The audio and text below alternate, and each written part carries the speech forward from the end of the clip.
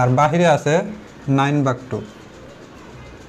তো এখান থেকে আমরা দেখতেছি যে 4কে স্কোয়ার করলে 16 এবং এখানে 2 কাটা যায়, থাকে 4 নং 36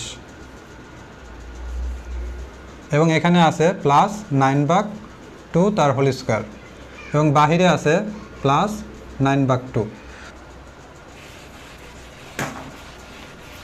তো দেখতেই পাচ্ছি যে 16 মাইনাস 36 9/2 তার হোল স্কোয়ার প্লাস 9/2 আছে। এখন এখান থেকে 16 থেকে 36 বিয়োগ করলে থাকে -20। তো -20 প্লাস এখানে আছে 9/2 তার হোল স্কোয়ার এবং এখানে বাহিরে আছে 9/2। তো এখানে -20কে আমরা লিখতে পারি বরাবর 25 বিয়োগ